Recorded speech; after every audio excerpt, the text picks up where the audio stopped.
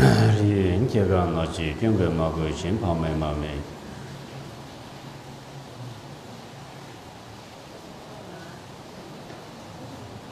那像跟大家拉车子的，我们去演也破张的，都从商业空间我们就让从去跟我说电子在于那边小到归小差不多。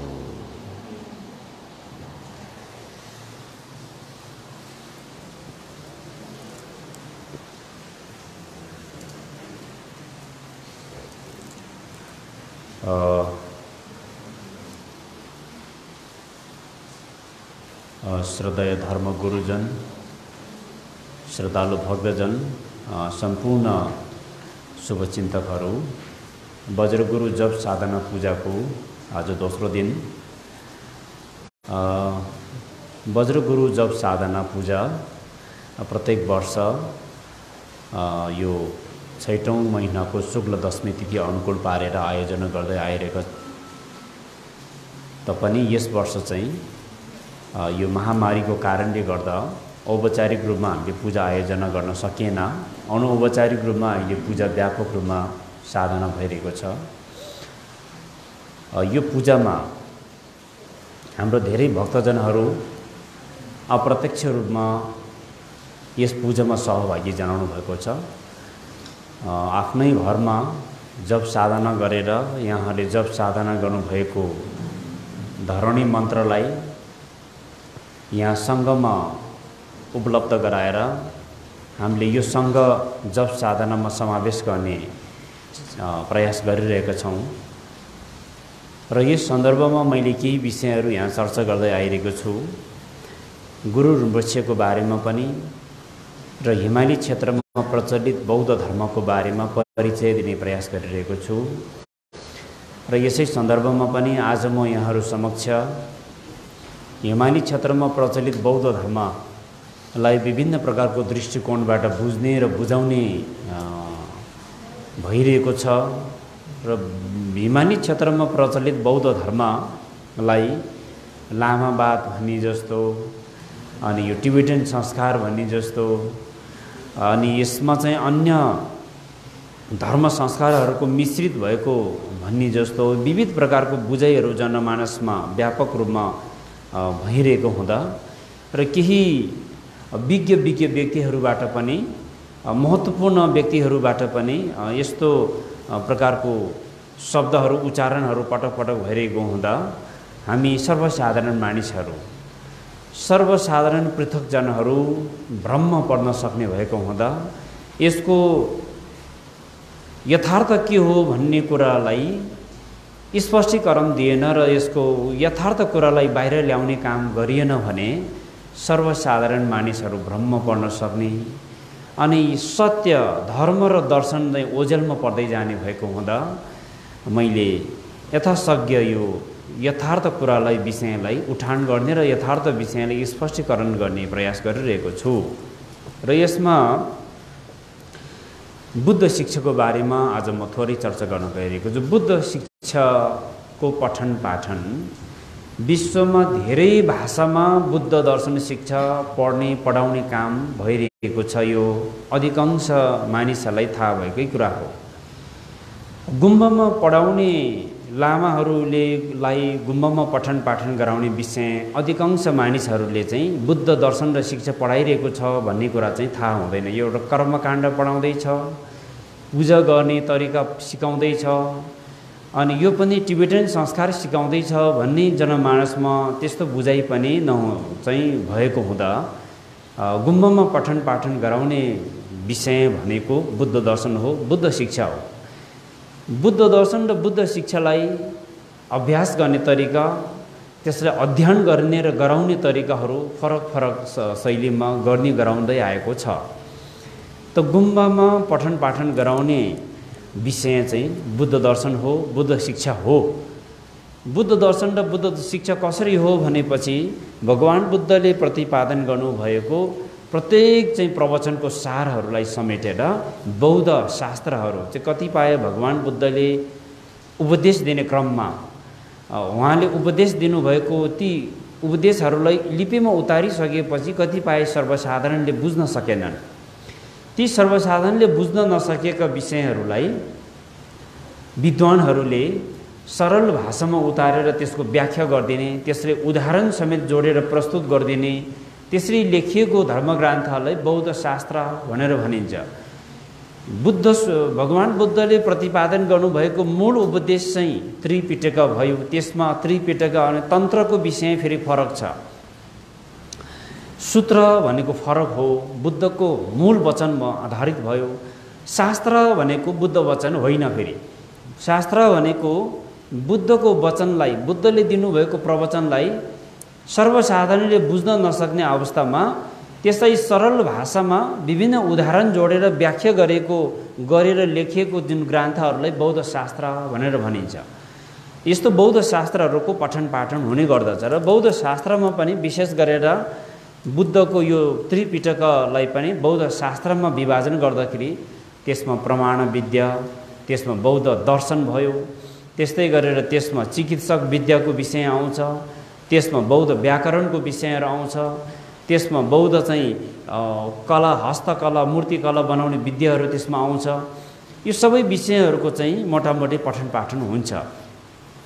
त मूल कुरा बुद्ध दर्शनलाई पनि के छ भने बुद्ध दर्शनमा पनि अभिधर्मको एउटा पाटो, अनि विनयको एउटा पाटो, अनि त्यसपछि प्रमाण विद्याको एउटा तर्कशास्त्र पनि भनिन्छ, प्रमाण विद्याको एउटा पाटो, त्यस्तै गरी चाहिँ प्रज्ञापारमिता शास्त्रको एउटा पाटो हुन्छ।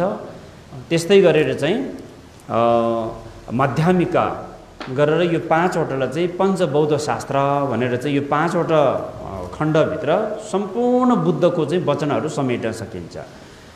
त्यसकारण गुम्बामा पठन पाठन गराउने विषयमा पनि निम्न स्तरको बौद्ध दर्शन शिक्षा, मध्यम स्तरको बौद्ध दर्शन शिक्षा र उच्च स्तरको बौद्ध दर्शन शिक्षाको पठन पाठन हुन्छ। त्यसकारण अहिले चाहिँ उच्च स्तरको बौद्ध दर्शन शिक्षा चाहिँ अब ब्याचलरदेखि मास्टर डिग्री गरेर चाहिँ माथि चाहिँ खेम्पो तहसम्मको पठन पाठनहरू गुम्बामा सम्पन्न गर्नको लागि पनि 20 वर्षदेखि 25 वर्षको निरन्तर अध्ययन पछि मात्र यो डिग्री हासिल गर्न सकिने। त्यसकारण गुम्बामा पठन पाठन गराउने यो विषय चाहिँ बुद्ध दर्शन हो।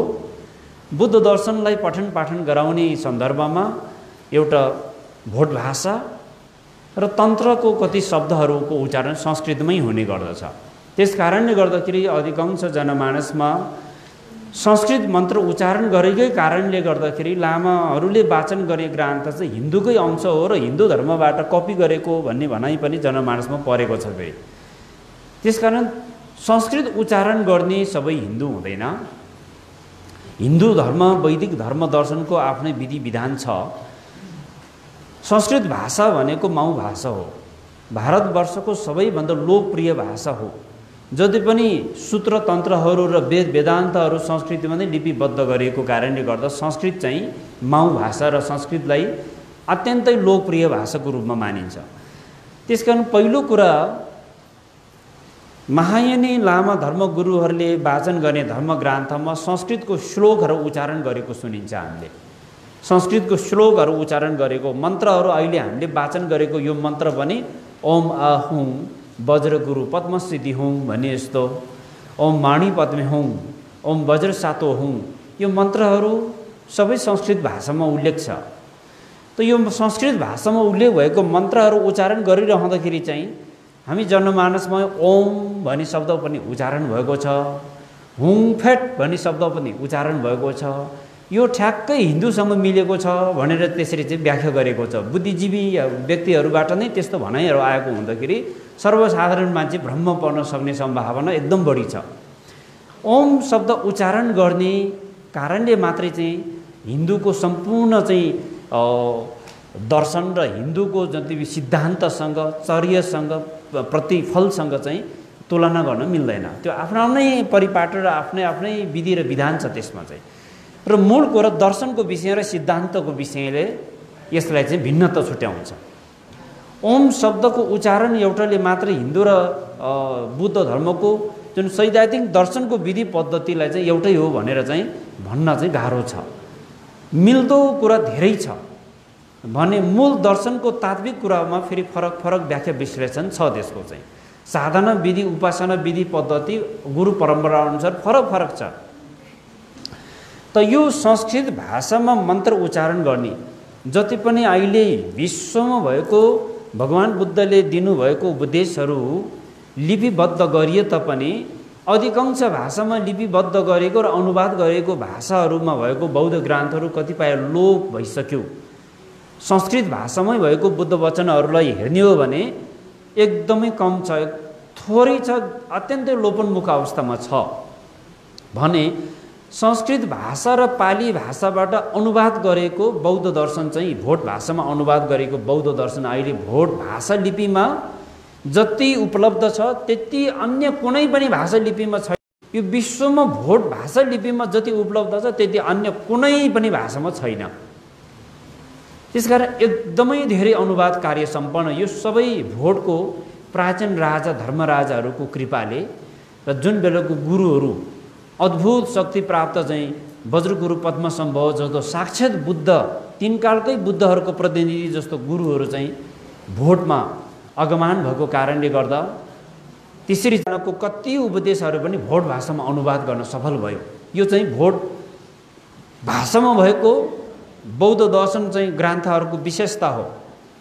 भारतवर्षमा त भएको, तर भारतवर्षमा औपचारिक रूपमा सार्वजनिक रूपमा लोकप्रिय नभएको कयौँ गुह्य तन्त्रको ग्रन्थहरू चाहिँ भोट भाषा लिपिमा अनुवाद भएको छ। त्यसले गर्दा अहिले यो महाशान्ति परम्परा महामुद्रा परम्पराहरू भारतवर्षमा यसको साधना विधि र यसको चाहिँ गुरु परम्परा व्यापक थियो, तर यसलाई यति धेरै रूपमा व्यापक रूपमा यसले चाहिँ औपचारिकता नपाएकोहरू भोटमा गएर चाहिँ एकदमै लोकप्रिय र औपचारिकता चाहिँ प्राप्त भएको। यसको धेरैभन्दा धेरै धर्म ग्रन्थ विधिहरू भोट भाषा लिपिमा अनुवाद भएको अहिले पनि उपलब्ध छ। त्यसै गर्दा गुम्बामा पठन पाठन गराउने विषयमा चाहिँ बुद्धको दर्शनमा बुद्ध शिक्षामा मूलत त्रिपिटकमा आधारित, त्यसपछि बौद्ध शास्त्र भन्नाले भारतवर्षको नालन्दा बौद्ध विश्वविद्यालय अनि विक्रमशील ताक्षशिलको बुद्ध विद्वानहरूले रचना गर्नुभएको बौद्ध शास्त्रहरूको पठन पाठन हुन्छ। त्यसलाई भोट भाषा लिपिमा अनुवाद भयो, तर कतिपय भोटकै विद्वानहरूले पनि फेरि त्यसलाई अझै पनि त्यसको व्याख्या गरेर लेखिएको बौद्ध शास्त्रहरू थुप्रै छ।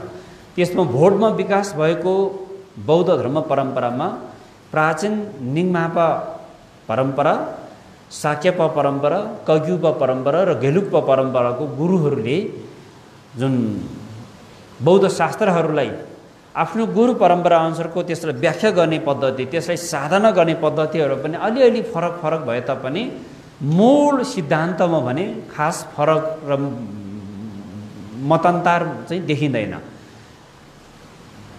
साधना गर्ने विधि पद्धतिहरू चाहिँ गुरु परम्परा अनुसार फरक हुनु स्वाभाविक हो।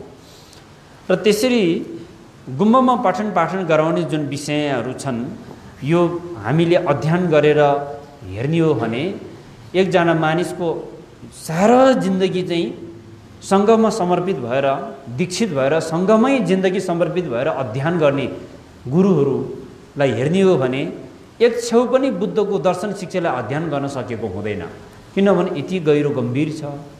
एकजना व्यक्तिले एक जीवनमा एक छेउ पनि अध्ययन गर्न सम्भव छैन, अत्यन्तै गहिरो गम्भीर छ। ती यस्तो विषयहरू गुम्बामा पठन पाठन गर्ने गराउँदै आएको छ र पछिल्लो समयमा आधुनिक शिक्षाको पनि पठन पाठन गराउने विकास भएको छ।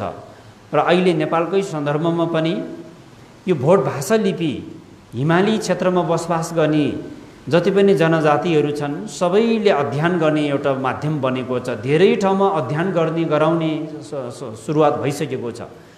सोही अनुरूप बुद्ध दर्शन शिक्षा भोट भाषामा जति उपलब्ध छ त्यति अन्य भाषामा नभएको कारणले गर्दाखेरि लुम्बिनी बौद्ध विश्वविद्यालय, नेपालमा एउटै मात्रै बौद्ध विश्वविद्यालय छ, लुम्बिनी बौद्ध विश्वविद्यालय। लुम्बिनी बौद्ध विश्वविद्यालयमा समेत पनि भोट भाषाबाट बौद्ध दर्शनको शिक्षा पठन पाठन गराउने संस्थानको स्थापना भएर अहिले पठन पाठन सुरुवात भइसकेको छ। हाम्रो साथीहरू खेम्पो गुरुहरू त्यहाँ हुनुहुन्छ, त्यहाँ पढाउनुहुन्छ, त्यहाँ विद्यार्थीहरू हुनुहुन्छ। गर्दाखेरि नेपालको लुम्बिनी बौद्ध विश्वविद्यालय समेतबाट पनि भोट भाषामा आधारित बुद्ध दर्शन शिक्षाको पठन पाठन गर्ने कामको सुरुवात भइसकेको हुँदाखेरि यो औपचारिक रूपमा यो नेपाल सरकारबाट नै मान्यता प्राप्त भइसकेको र गुम्बामा पठन पाठन गराउने शिक्षालाई पनि नेपाल सरकारबाट नै मान्यता स्वीकृति प्राप्त भइसकेको अवस्थामा हामी चाहिँ एउटा एकल जाति र एकल संस्कारको विषयलाई लिएर चाहिँ यो चाहिँ टिबेटन संस्कारमा आधारित विषयवस्तु हो, यो टिबेटन भाषाको विधि हो, यो पढाउनु हुँदैन, यो पढायो भने चाहिँ हाम्रो मौलिक संस्कारमा हनन हुन्छ, यो प्रकारको बुझाइ र यो प्रकारको चाहिँ व्याख्या विश्लेषण पनि भइरहेको हुँदा यो चाहिँ स्पष्ट हुनु आवश्यक छ हामी सबैमाथि। भोट भाषा लिपिमा ग्रन्थ पठन पाठन गराउने यो विधि, यो परम्परा यो अहिलेको नयाँ नौलो होइन, बिल्कुलै होइन। जनमानसमा पुरानो संस्कार थिति रीतिमा आधारित मात्रै र कर्मकाण्डमा मात्र चाहिँ निरन्तर बौद्ध धर्मको विधि वाचन गर्दै आएको एउटा परम्परा जीवित छ भने पठन पाठनको संस्कारबाट विकास भएको त्यति धेरै व्यापक छैन। विशेष गरी गुरुङ समुदाय, तामाङ समुदाय, थकाली समुदायमा चाहिँ यति धेरै व्यापक पाउँदैन। अब यो शेर्पा समुदाय, मनाङ समुदाय र माथि उपल्लो डोल्पा, मुस्ताङ, हुम्लो जुम्लोमा भने चाहिँ उहाँहरूको चाहिँ भाषासँग नै एकदमै निकटको भाषा, भोट भाषासँग चाहिँ उहाँहरूले बोलीचाली बोल्ने भाषासँग भन्दा अलिक फरक नै भाषा हो। तर उहाँहरूमा चाहिँ यो पठन पाठनको व्यवस्था चाहिँ दर्शनको उच्च स्तरको शिक्षा पठन पाठन चाहिँ पहिल्यैबाट विकास भइसकेको हुँदा अहिले यसको प्रभाव बिस्तारै बिस्तारै चाहिँ यसको प्रभाव पर्दै गएपछि पुरातन संस्कारहरू, पुरातन कतिपय चाहिँ रीतिथितिहरूमा चाहिँ परिमार्जन आएको छ। यो बुद्ध दर्शनको प्रभाव पनि हो, यो समयको माग पनि हो र विकासको शैलीतर्फ प्रस्थान गर्ने एउटा लहर पनि हो। यो चाहिँ त्यसको समय अनुसार, परिवेश अनुसार, परिस्थिति अनुसार, वातावरण अनुसार मानिसले आफ्नो जीवनशैली र आफ्नो संस्कार रीतिथितिलाई पनि परिमार्जन गर्नुपर्ने आवश्यकता रहन्छ। रीतिथितिलाई परिमार्जन गर्दै जाने क्रममा अहिले आफ्नो मौलिकतालाई पनि बिल्कुल नमेटाउने र बुद्धको दर्शन शिक्षालाई चाहिँ मूल चाहिँ जीवन पद्धतिको रूपमा अध्ययन अभ्यास गर्ने गराउने यो संस्कारको चाहिँ विकास भएको छ, यो परम्पराको विकास भएको छ। त्यसै गर्दा बुद्ध दर्शन भन्नाले चाहिँ भगवान बुद्धले प्रतिपादन गर्नुभएको बुद्धको जुन उपदेश छ, बुद्ध शिक्षा र बुद्ध दर्शन, बुद्ध धर्म, विभिन्न मान्छेले आफ्नो आफ्नो मति क्षमता अनुसारको बुझाइ र त्यसलाई व्यवहारमा लागू गर्ने गराइहरूमा पनि फरक फरक तरिकाले, फरक फरक शैलीमा अभ्यास गरेको, अध्ययन गरेको पाइन्छ। बुद्ध धर्म होइन, बुद्धले दिनुभएको शिक्षा हो, दर्शन हो भनेर व्याख्या गर्ने व्यक्तिहरू पनि धेरै हुनुहुन्छ। होइन, यो त आध्यात्मिक दर्शन धर्म हो, यो त अलौकिक शक्ति, रीति शक्ति नै प्राप्त हुन सक्ने विधि हो भनेर व्याख्या गर्ने पाटो पनि छ फेरि। र त्यसले अद्भुत चाहिँ तन्त्र मन्त्रको विषयबाट नै विभिन्न प्रकारको ग्रह दशाहरू शान्ति हुने विषयबाट व्याख्या गर्ने पद्धति पनि छ फेरि। र यसलाई चाहिँ सामान्य चाहिँ मानिसहरू जस्तै अब सम्यक आजीविका भनेर बुद्धको शिक्षामा जीवन जिउने तरिका, होइन, व्यापार गर्ने मान्छेले कसरी व्यवहार गर्नुपर्छ, त्यस्तै प्रकारले गृहस्थी मान्छेले जीवनयापन गर्ने क्रममा चाहिँ अरूलाई पनि मर्क नपर्ने, आफ्नो जीवनयापन गर्ने क्रममा आफूले गरिरहेको व्यवहारमा पनि मर्क नपर्ने तरिकाले कसरी जीवनयापन गर्ने भन्ने कुराहरू पनि छ फेरि।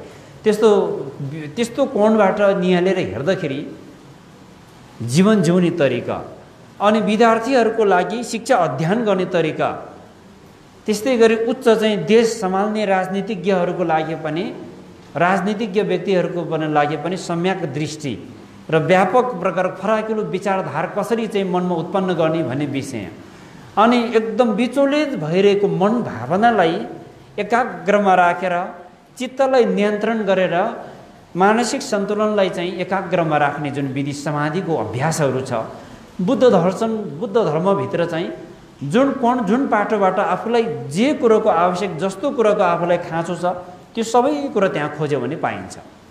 हाम्रो जीवन जिउने क्रममा चाहिँ जीवन दर्शनको पद्धतिको शिक्षा हो। तर हामीले बुझ्नुपर्ने कुरा के हो भने बुद्ध धर्म र बुद्ध दर्शनभित्र हाम्रो जुजु बाजे पुर्खौँदेखि चलिआएको रीतिथिति रहन सहन, हामीले कस्तो प्रकारको भाँडो कुँडो प्रयोग गर्थ्यौँ, हामीले कस्तो प्रकारको ठाउँमा बसोबास गर्थ्यौँ, र हामीले कस्तो प्रकारको कपडाहरू हामीले पोसाकहरू लगाउँथ्यौँ, कस्तो प्रकारको थालमा हामीले खाना खाने, त्यो कुराहरू बुद्ध दर्शनमा खोजेर पाउँदैन। त्यस्तो रहन सहनको कुराहरू, त्यो मौलिकताको कुराहरू बुद्ध धर्मको दर्शनभित्र निहालेर यो चाहिँ हाम्रो पक्षमा छैन र हाम्रो मौलिकता हाम्रो जातीयको लागि चाहिँ यो चाहिँ उपयुक्त छैन भनेर चाहिँ त्यो कोणबाट हेऱ्यो भने चाहिँ त्यहाँ पाउँदैन त्यो चिजहरू। त्यसै गर्दा यो मानव समाजमा, यो विश्व ब्रह्माण्डमा जति मानव छन्, यो सबै मानवको जीवनलाई सुखमय बनाउने र यो विश्व ब्रह्माण्ड नै सुखमय जीवन र शान्तिमय जीवन र दुःख तनावबाट मुक्त गराउने त्यो उपाय चाहिँ बुद्ध दर्शनभित्र पाइन्छ। यो संसारको सबै सिस्टमलाई एउटा बुद्धले भन्नुभएको शिक्षाको आधारमा चाहिँ परिचालन गराउने हो भने चाहिँ यो सारा सिङ्गो विश्व नै शान्तिपूर्ण माहौल र शान्तिपूर्ण एउटा संस्कारको विकास तत्कालै गराउन सक्ने त्यो खालको माध्यम, त्यो खालको परिपाटी बुद्धको दर्शन धर्मभित्र पाइन्छ। त्यसले हामीले समाजलाई सुधार्ने, आदर्श समाजको रूपमा स्थापित गराउने र भावी पिँढीहरू समाजमा एउटा राम्रो संस्कारको विकास गराउने त्यस्तो पाटोको रूपमा बुद्ध दर्शन, बुद्ध शिक्षाभित्र हामीले प्रशस्तै उपायहरू खोज्यो भने पाइन्छ, भेटिन्छ। त्यसरी हामीले बुझ्न त्यही विधि विधानहरूलाई पठन पाठन गराउने पूजाको विधि एउटा उपाय हो। बुद्ध धर्ममा बोधित्व प्राप्त गर्नको लागि उपाय मार्ग र प्रज्ञा मार्ग हुन्छ। उपाय र प्रज्ञाको संयोगबाट र साधना अभ्यासबाट सम्यक बुद्धको ज्ञान प्राप्त गरिने भएको हुँदा उपायको रूपमा अहिले घन्टी बजाउने, डमरू बजाउने, यो बजाउने गाजा बजा बजान यो उपाय हो। साधना गर्ने क्रममा यो उपाय मार्ग, उपायको माध्यमबाट गरिने अभ्यास हो। त्यस्तै पूजा वस्तुको रूपमा थुप्रै पूजा वस्तुहरू सजावट गर्ने, चढाउने, यो सबै उपाय हो। पुण्य सञ्चयको उपायको रूपमा यी विषयहरूलाई हामीले लिन सकिन्छ। त्यसरी थुप्रै यो विधिहरू जुन छ, विभिन्न ठाउँमा फरक फरक तवरले विकास भएको, बुद्ध धर्मको विकास भएको संस्कारको जुन संस्कृतिहरू छन्, बौद्ध संस्कृति भन्न मिल्छ, जसलाई हिमाली क्षेत्रमा फरक तरिकाले विकास भयो। यसमा वज्रगुरु पद्मसम्भवको धेरै ठुलो गुण योगदान छ। र जब यो संसारमा धर्मको विकास भएको थिएन, धर्म दर्शनको विकास त धेरै पछि भएको, मानव सृष्टिको कुरा गर्ने हो र मानव सभ्यताको कुरालाई अध्ययन अनुसन्धान गर्ने हो भने शिक्षाको विकास, धर्मको विकास धेरै पछि भएको कुरा हो। त हिजो जब मानव सृष्टिको सुरुवातबाट मानिसहरूले विभिन्न प्रकारको चरण, विभिन्न प्रकारको जीवनशैलीहरू पार गर्दै गर्दै आज विकास भएर यो शैलीमासम्म आउन सफल भएको छ। जुन ढुङ्गे युग, शिकार युगदेखि लिएर हिजोको पुर्खाहरूले प्रयोग गर्ने, शिकार नखेलिकन कुनै जीवनयापनै नहुन नसक्ने त्यस्तो युगमा त्यति बेला चाहिँ माटोलाई पूजा गर्ने, पानीलाई पूजा गर्ने, आगोलाई पूजा गर्ने, शीतलो दिँदो रहेछ भने ओडारलाई पनि पूजा गर्ने, रुखलाई पनि पूजा गर्ने, त्यसरी चाहिँ यो प्रकृतिलाई भगवान मान्ने प्रथा प्रचलन हेर्ने हो भने यो संसारमा सबै मानव चाहिँ प्राकृतिकवादी हो। त्यसै गर्दा हामी सबै मानवलाई त्यो दृष्टिकोणबाट, तर यो प्राकृतिकवादी भनेको चाहिँ के हो भने मानव विकास सभ्यता जब मानव चाहिँ विकास हुँदै आयो, सुरुवातमा मानिसहरू सबैले प्राकृतिकलाई नै आधार मान्दै विकास भयो। पछि शिक्षाको विकास भयो, त्यस्तै धर्म दर्शनहरूको विकास भएपछि मानिसको जीवनशैलीमा परिवर्तन भयो, परिमार्जन भयो। त हिजो पुरातन ढुङ्गे युग, शिकार युगको जुन संस्कार र शैली थियो, मानव जुन अवस्थामा थियो, त्यही विषयलाई चाहिँ हाम्रो मौलिकता बनाएर अगाडि बढ्ने हो भने चाहिँ त्यो चाहिँ एउटा संसारमा भएको सबै मानवको एउटै धर्म हुनसक्छ, सबै मानवलाई। तर त्यो चाहिँ वास्तवमा धर्म र दर्शन भनेर व्याख्या गर्न मिल्दैन। त्यो एउटा संस्कार हो, एउटा जीवनशैली हो। जुन बेलाको जुन परिवेश र जुन परिस्थिति अनुकूलताको जीवनशैली हो, त्यो चाहिँ एउटा संस्कारको एउटा विकास भयो। यो धर्म दर्शनको विकास पछि भयो। त्यसै गर्दा यो प्राकृतिक रीतिथितिहरू छ, चलनचल्तीहरू छ, यो चाहिँ संस्कार हो, यो धर्म होइन। धर्म भनेपछि बुद्धले प्रतिपादन गर्नुभएको दर्शन शिक्षा जस्तो, वैदिक दर्शन जस्तो, जस्तै जेसस क्राइस्टले प्रतिपादन गर्नुभएको चाहिँ बाइबल छ, त्यो एउटा धर्म हो, दर्शन हो। त्यस्तै गरेर कुरान छ, यो चाहिँ धर्म दर्शन हो। आफ्नो एउटा कुन चाहिँ व्यक्तिले प्रतिदिन शास्त्र को हो त, कसले प्रतिपादन गर्नुभएको, त्यसको सिद्धान्त के हो, त्यसको ग्रन्थ मूल ग्रन्थ के हो र त्यो ग्रन्थबाट चाहिँ के हो, त्यसबाट प्राप्त गर्ने लक्ष्य के हो, त्यो सबै कुराहरू दर्शन शिक्षाको सम्पूर्ण विधि पद्धतिहरू परिपूर्ण नभएसम्म त्यसलाई धर्म भनेर भन्न मिल्दैन। त्यो संस्कारमा मात्रै सीमित रहन्छ। त्यो रीतिथिति, त्यो पहिचान, त्यो मौलिकता, त्यो सबै कुरा त्यहाँ पाउँछ, तर त्यहाँ धर्म र दर्शन भन्दा चाहिँ मिल्दैन। त्यसै गर्दा आज बज्र गुरु जप साधना गर्ने क्रममा हामीले उच्चारण गरिरहेको यो मन्त्र पनि गुम्बमा पठन पाठन गर्ने गुरुहरूले को शिक्षा अध्ययनको विषयवस्तुभित्र पढ्न जान्छ। ओम आहुं वज्र गुरु पद्मसिद्धि हुँ। यसरी संस्कृत भाषामा मन्त्र उच्चारण गर्ने यो प्रथा चाहिँ यसको 3वटा कारण छ, 4वटा कारण छ। मूल कुरा बुद्ध धर्मको विकास कहाँ भयो भन्दा भारतवर्षमा भयो। भगवान बुद्धले जति पनि धर्मग्रन्थ उपदेशहरू भारतमा सुनाउनु भयो। त्यसै गर्दा आज भोट देशमा चीनमा बुद्ध धर्म विकास भयो, कोरियामा बुद्ध धर्म विकास भयो, जापानमा, विश्वको जति पनि देशमा बुद्ध धर्मको विकास भयो, त्यो सबै बुद्ध धर्मको विकासको स्रोत मूल चाहिँ कहाँबाट गएको त भन्दाखेरि भारतबाट गएको। र भारतको सबैभन्दा लोकप्रिय भाषा, सबैभन्दा माउ भाषा कुन हो त भन्दा संस्कृत भाषा हो। त्यसकारण संस्कृत भाषामा भएको बुद्ध दर्शन र बुद्ध शिक्षा भोट भाषामा अनुवाद गरेको हो भन्ने एउटा प्रमाण पुष्टि गराउनको लागि चाहिँ भएको हिजोको विद्वानहरूले यो मन्त्रहरूलाई सबै अनुवाद नगरिकन राख्ने कतिपय व्यक्तिले के हो भने हिजोको लामाहरूले सबै अनुवाद गर्यो, तर यो मन्त्र चाहिँ अनुवाद गर्न नसकेर जस्तोको तस्तै राखिदिएको हो भन्ने बेर लाग्दैन भन्ने पनि आएको छ। कतिले चाहिँ यो अनुवाद गर्न नसकेको कारणले यथावत राखेको नभइकन यसको चाहिँ महत्त्व धेरै ठुलो छ। मूल कुरा यो धर्म परम्पराको स्रोत भारतवर्षबाट भएको हो भन्ने प्रमाण जनाउनको लागि त्यो संस्कृतको मन्त्रहरूलाई यथावत राखेको एउटा कारण त्यो हो। अर्को कारण हिजोको बुद्ध बोधिसत्वहरू सिद्धि प्राप्त गुरुहरूले जति पनि उपदेशहरू, जति पनि साधना दीक्षा दीक्षान्त प्रकरणहरू संस्कृत भाषामै उच्चारण गर्दै आएको कारणले गर्दाखेरि यसमा विशेष प्रकारको अधिष्ठान गुरु परम्परा रहेको हुँदा यो मूल मन्त्र धरणी मन्त्रहरूलाई संस्कृत भाषामा नै उच्चारण गर्ने गराउने गुरु परम्परा रहेको हुँदा यो अधिष्ठानलाई पतन हुन नदिनुको लागि पनि संस्कृत भाषामै राखेको कारण त्यो हो हैन। अर्को कुरा हिजोको यो धर्मग्रन्थलाई अनुवाद गर्ने ती अनुवादक गुरुहरूले कति दुःख गर्नुभयो, कति कष्ट गर्नुभयो। यति सजिलो थिएन, अहिलेको जस्तो सुविधा सम्पन्न थिएन।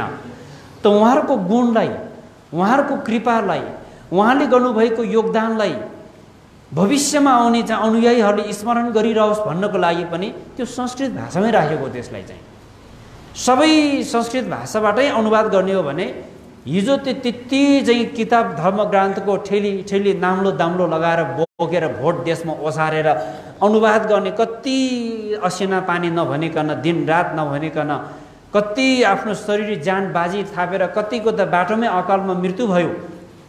त यति उहाँहरूको गुण, उहाँहरूको योगदानलाई स्मरण गराउनको लागि पनि यसलाई चाहिँ यो कुनै मूल मन्त्र विधिहरू संस्कृतमै राखेको कारण त्यो हो।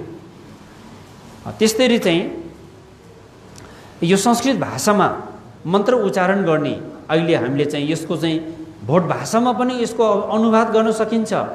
त मूल चाहिँ संस्कृत भाषामै उच्चारण गर्ने विधिमा चाहिँ हाम्रो गुरु परम्परा, यसको अभिषेक विधि छ, यसको आगम विधि छ, यसको निर्देशन विधि छ। अविच्छिन्न गुरुधारा परम्परा हुँदै आएको हुँदा हामीले पनि यो मन्त्र साधना, मन्त्र उच्चारण गर्दाखेरि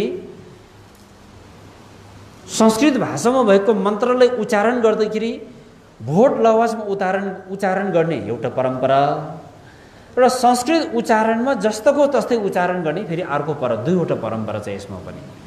त्यसै गर्दा बेला बेलामा हाम्रो भक्तहरू चाहिँ अन्यलमा पर्ने गर्छ, होइन वज्र गुरु पेमा सिद्धि भनेर उच्चारण गर्ने पनि यही हाम्रै भक्तहरूभित्र पाइन्छ, पद्मा सिद्धि भनेर उच्चारण गर्ने भने यही भक्तभित्र पाइन्छ।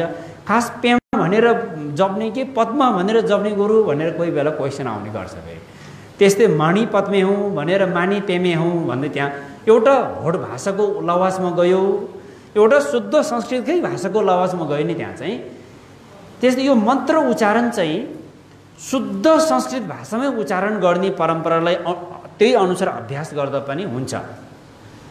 अनि जुन हामीले दीक्षा दिएको गुरुहरू चाहिँ भोट मूलको गुरुहरू भएको हुँदा उहाँहरूले उच्चारण गर्ने अधिकांश संस्कृतको मन्त्रहरू चाहिँ संस्कृतकै मन्त्र उच्चारण गरे तापनि तर त्यो उच्चारण शैली चाहिँ भोट लवाजमा उच्चारण गर्ने परम्परा छ।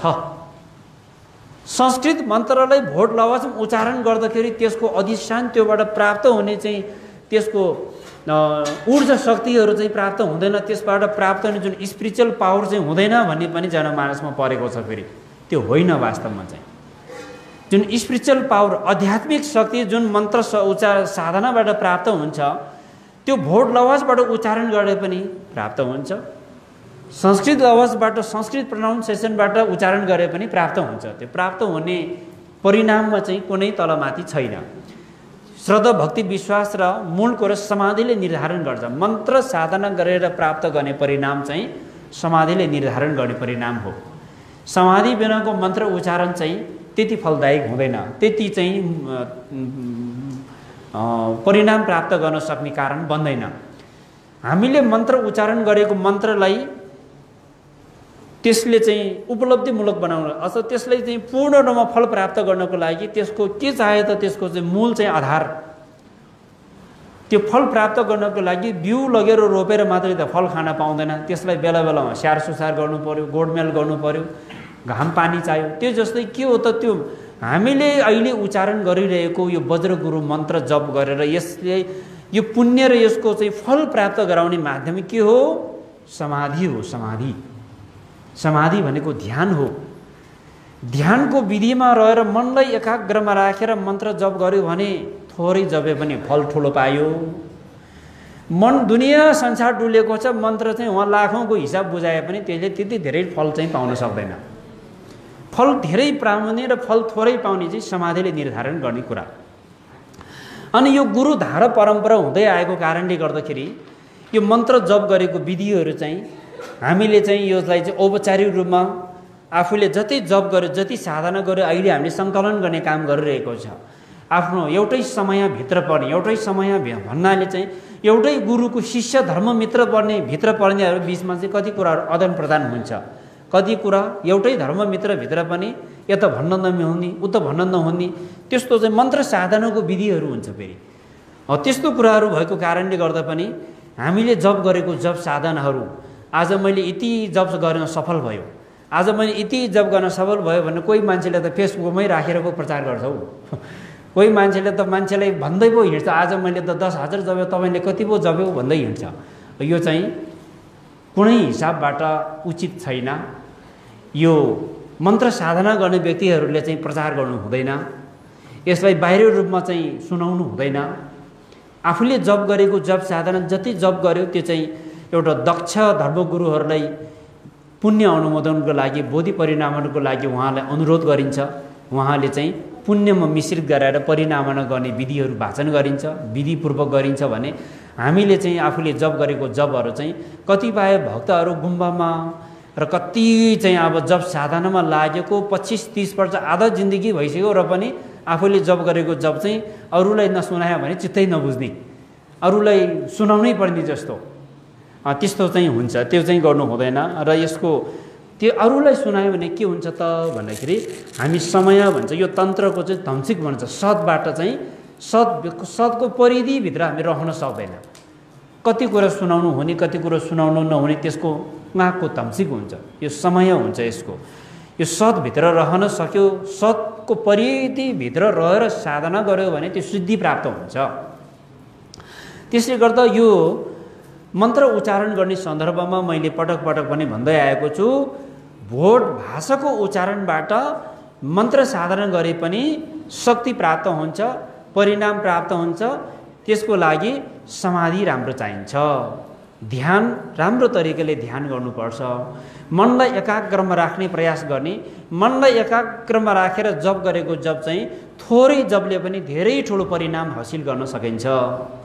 त्यसले गर्दाखेरि मन्त्र उच्चारणकै सन्दर्भलाई जोड्दाखेरि मैले पटक पटक भन्दै आएको कथा चाहिँ तिब्बत भोटमा एकजना गुरु कान नसुन्ने, उहाँले मन्त्र उच्चारण गर्नुभयो, उहाँले वज्र किलाएको साधना गर्नुभयो, वर्षौँ वज्र किलाय साधना गरेर चाहिँ 10 करोड वज्र किलाय साधना गरेर चाहिँ सिद्धि प्राप्त भएको, वज्र किलय साधना गरेर सिद्धि प्राप्त भएको गुरुहरूले त्यो किलय पूर्व चाहिँ आफू साधना गरेको भिरमा, त्यो पूर्वलाई चाहिँ भिरमा चाहिँ छुनासा त्यहाँ नै पानी चाहिँ उत्पन्न हुने, पानीको मूल फुटेर आउने, त्यस्तो खालको लक्षणहरू देखा पनि हिजोको गुरुहरूको सिद्धि प्राप्ति गुरुहरूले चाहिँ। त्यो एकजना यस्तो सिद्धि प्राप्ति गुरु हुनुहुन्थ्यो कि ढुपथोप दक्षरवा नाम गरेको गुरु, कान नसुन्ने, उहाँले एकाग्र मनलाई एकाग्रमा राखेर उहाँले वज्र किलाएको मन्त्र जप चाहिँ 10 करोड जप्नुभयो। उहाँले किलय चाहिँ गाडेर चाहिँ पानीको मूल पनि फुटाउनु भयो, आफूले छम बसेको ओडारमा चाहिँ भित्तामा पूर्व गाडेर पानी पनि निकालिदिनु भयो उहाँले, त्यस्तो सिद्धि। तर उहाँले मन्त्र उच्चारण गर्दाखेरि ओम वज्र किली किलाय सर्वविघ्न बाहुम हुम फेट भन्ने मन्त्र चाहिँ कान नसुने उहाँले ओम वज्र चिली चिलाय भनेर जपेको रहेछ। 10 करोड त्यसरी जपेर सिकाएछ उहाँले चाहिँ, 10 करोडसम्म त्यसरी नै उल्टो उच्चारण गरेरै जप्यो र उहाँ पूर्व गाडेर पानी पनि निकालिसक्यो उहाँले, त्यस्तो गुरु।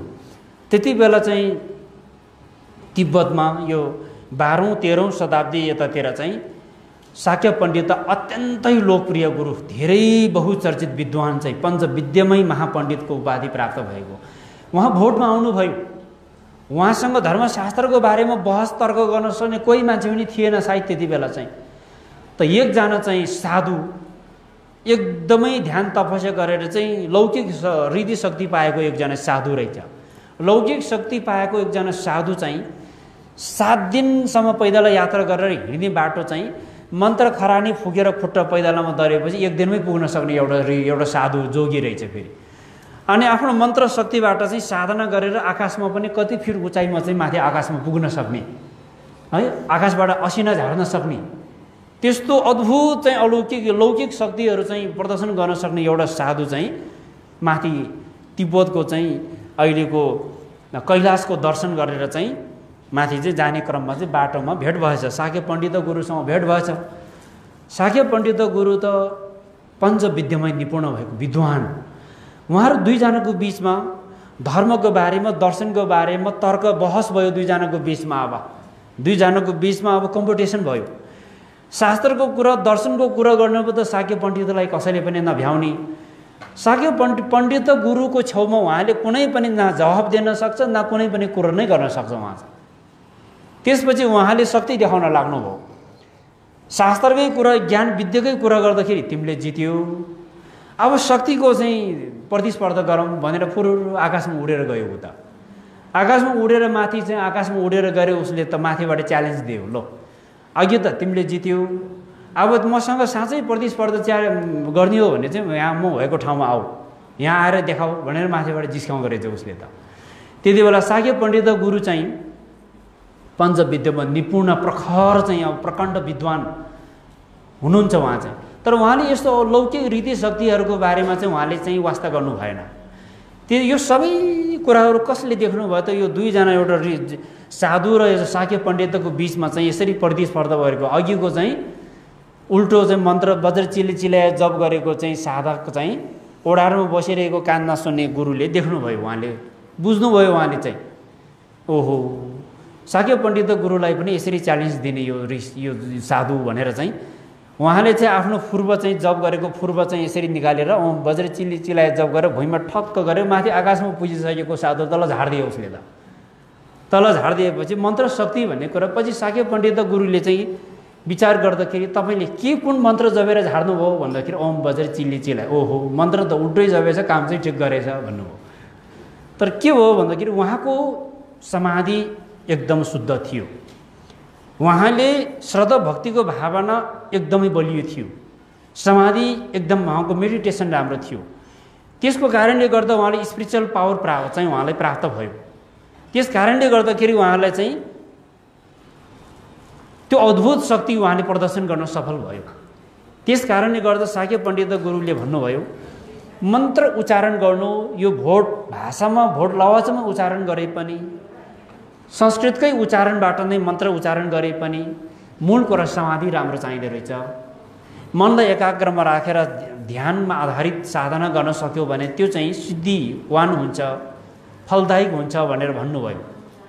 त्यसै हामी जति पनि भक्तहरू देश विदेशमा जहाँ हुनुहुन्छ, तपाईँ अहिले दिनरात अलिअलि आफ्नो समय अनुकूल मिलाएर यो मन्त्रहरू जप साधना, मन्त्र जप्नु भनेको के हो भने यो विभिन्न रीति शक्तिहरू प्रदर्शन गर्नको लागि होइन, आफ्नै चित्तलाई नियन्त्रणमा राख्नको लागि हो, आफ्नो मनमा भएको क्लेशहरूलाई निवारण गर्नको लागि जप गरेको हो, आफूमा भएको चाहिँ अशान्तिहरूलाई दूर गर्नको लागि जप गरेको हो, शान्ति र सन्तुष्टिको अनुभूति वृद्धि गर्नको लागि जप गरेको हो। किन मन्त्र जप गरेको भनेर कसैले सोधिहाल्यो भने त हामीले त भन्नु पनि सक्नु पर्यो, आफूले पनि बुझ्नु पर्यो। यो माला जप गरेर किन यसरी मन्त्र जप गर्यो भने के पाउँछ भनेर कसैले सोधिहाल्यो भने आफूमा भएको क्लेशहरू, रिस, लोभ, अभिमान, घमण्ड जस्तो यो क्लेशहरूलाई यसले न्यूनीकरण गर्दै गर्दै गर्दै लैजानको लागि मन्त्र जप गरेको हो। र मनलाई एकाग्रमा राख्नको लागि जप गर्नु। मनलाई एकाग्रमा राख्नु भनेको मन थिरमा राख्नु हो। मन थिरमा राख्न सकेन भने चाहिँ दिमागले त्यति धेरै काम गर्न सक्दैन। यो दिमागको क्षमता जति छ, जसले जति काम गर्नुपर्ने हो त्यतिको स्केलमा काम गर्न सक्दैन। किन? मन थिरमा छैन। त्यो मनलाई एकाग्रमा राख्ने, मानसिक सन्तुलनलाई चाहिँ एकाग्रमा ल्याउनेको एउटा अभ्यासको रूपमा मन्त्र जप गरेको हो। अनि मनमा विभिन्न प्रकारको तनाव हुने, अशान्ति हुने, डर त्रास हुने, धेरै कुराहरू खेल्ने, मन चाहिँ धेरै चञ्चल हुने, त्यस्तो तनावपूर्ण चित्तबाट मुक्त गराउनको लागि मन्त्र जप गरेको हो। समग्रमा मन्त्र जप गर्नु, माला जप गर्नुको कारण के हो भने समाधिको अभ्यास गर्नु हो। समाधि, माला जप यो एउटा माध्यम हो। मन्त्र उच्चारण, मालाको दाना तान्ने, गिन्ती गर्दै जाने एउटा गुरु परम्परा गर्ने अभ्यास हो। बौद्ध धर्ममा हेर्नुहोस्, थेरवाद बौद्ध परम्पराको विपස්සना ध्यान, समत ध्यानको अभ्यास गर्ने विधिमा हेर्ने हो भने माला जप्ने कुरा छैन। त्यहाँ चाहिँ समाधिको विषयवस्तुलाई चाहिँ त्यहाँ सिकाएको हुन्छ, अभ्यास गराएको हुन्छ। त महायानी बौद्ध धर्म, त्यसमा पनि वज्रयानी तन्त्र परम्परामा माला जप गर्ने, मन्त्र उच्चारण गर्ने परम्पराको विकास भएको छ।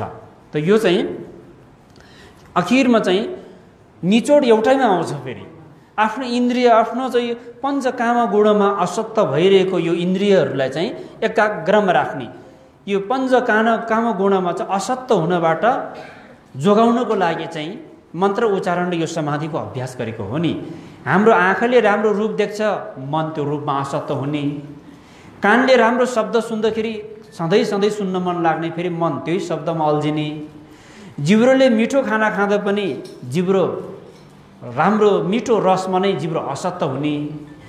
त्यस्तै नाकले राम्रो मिठो बासना सुँघ्दा पनि सधैँ पर्फ्युम मात्रै लगाउनु पर्ने, सधैँ मिठै बासना मात्रै खोज्ने, त्यसमा बासनामा असक्त हुने। फेरि त्यस्तै गरेर छालाले चाहिँ नरम वस्तुमा स्पर्श गर्दा पनि आफ्नो छाला नरम वस्तुप्रति असक्त भएर चाहिँ मन त्यसमा अल्झिने।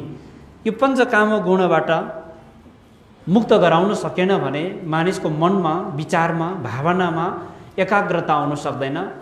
अनि त्यो मन, विचार, भावना एकाग्रता आउन नसकेको कारणले गर्दाखेरि क्लेश निवारण गर्न सक्दैन।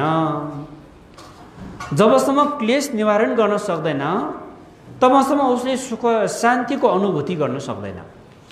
शान्ति सुखको अनुभूति त हुन्छ, तर त्यो क्षणिक मात्रै हुन्छ। हामीले त दीर्घकालीन सुख खोजिरहेको छ, दीर्घकालीन रूपमा आनन्दको प्राप्तिको लागि हामीले अभ्यास गरिरहेको छ। त्यो के हो भने निर्वाण प्राप्त गर्नु। निर्वाण प्राप्तिको लागि आज हामीले यो अभ्यास गरिरहेको छ भनेपछि यसको लागि चाहिँ हामीमा समाधिको अभ्यास बिना ज्ञान प्राप्त हुन सम्भव छैन।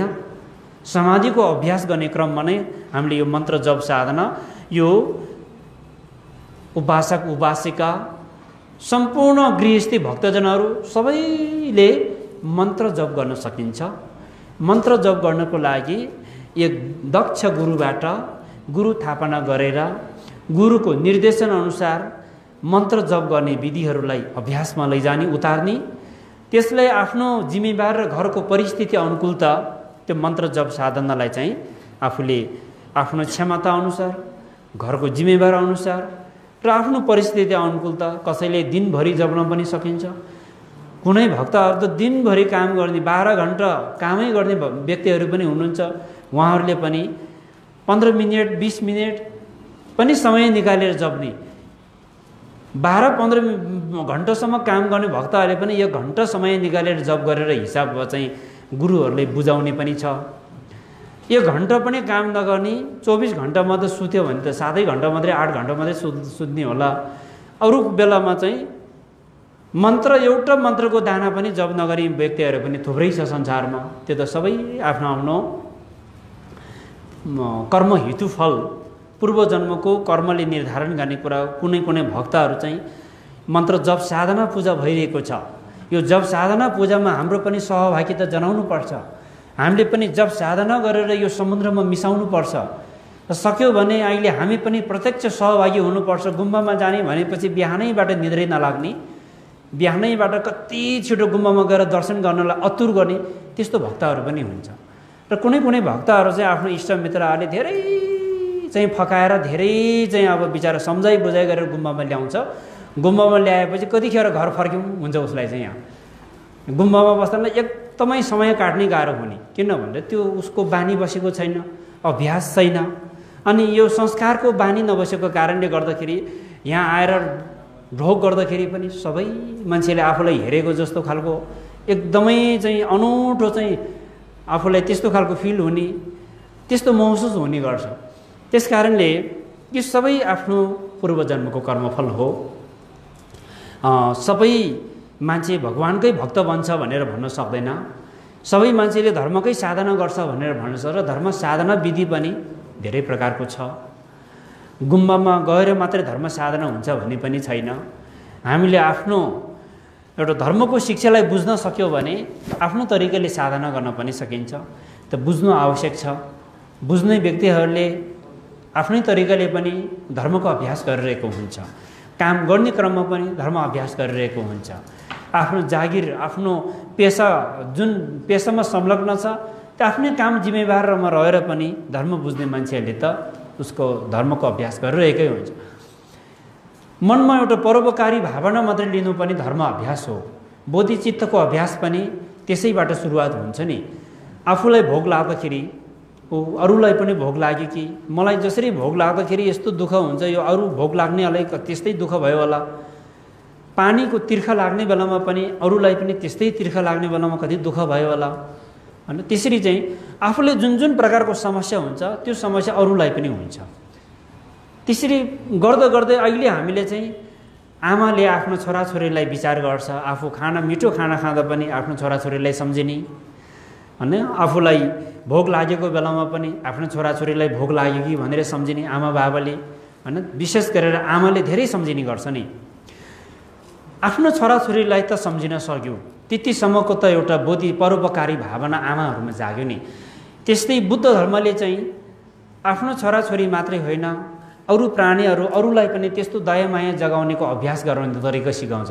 गर्दा गर्दा गर्दा गर्दा गर्दा संसारको सबै प्राणीहरू आफ्नै सन्तान बनाइदिन्छ। आफू जस्तै सुख चाहने र आफू जस्तै दुःख नचाहने सम्बन्धमा सबै हामीसँगै सम्बन्ध जोडेको चाहिँ विषय बुद्ध धर्मले सिकाएको छ। त्यसकारण बोधिचित्तको व्यापक विकास हुँदै जान्छ त्यसबाट। त्यसरी चाहिँ मनमा एउटा परोपकारी भावना, अरूलाई पनि सुख प्राप्त होस्, प्रगति होस्, उपलब्धि होस् भन्ने भावना र दुःख र तनावबाट आफू मात्रै होइन कसैलाई पनि दुःख तनावको जीवन जिउन नपरोस् भन्ने त्यो भावना मनमा जाग्नु नै के हो भने त्यो पनि एउटा परोपकारी भावनाबाट उत्पन्न हुने एउटा धर्मको अभ्यास हो। त्यस्तै पनि हामीले धर्मको अभ्यास गर्न सकिन्छ भन्दै यावत कुराहरू आज मैले यहाँहरू समक्ष राखेँ। वज्रगुरु पद्मसम्भव को गुरु rinpocheको यो मूल मन्त्र जप साधना आज दोस्रो दिन र भोलि शुक्ल दशमीको दिन समापनको दिन देश विदेशमा रहनुहुने र हाम्रो सम्पूर्ण शुभचिन्तक हाम्रो उपासक उपासिकाहरू तपाईहरूले यदि वज्रगुरु जप साधना गर्नुभएको छ भने यहाँहरूले यो 3 दिनभित्र जप गर्नुभएको जप चाहिँ हामीलाई उपलब्ध गराउनुहोस्।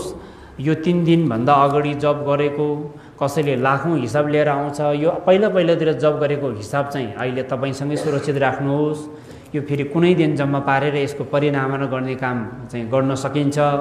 अहिले चाहिँ हामीले यो 3 दिनभित्र जप गरेको जप साधना जति गर्नुभएको छ यो हिजो आज अनि भोलिसम्मको जप साधना चाहिँ हामीले उपलब्ध गराउनु भएमा चाहिँ यो साह्रै राम्रो हुनेछ भन्ने जानकारी गराउँदै आजको विषयवस्तुलाई यहीँ विश्राम गर्न चाहन्छु। भवतु सबमङ्गलम, समस्त प्राणीको कल्याण होस्।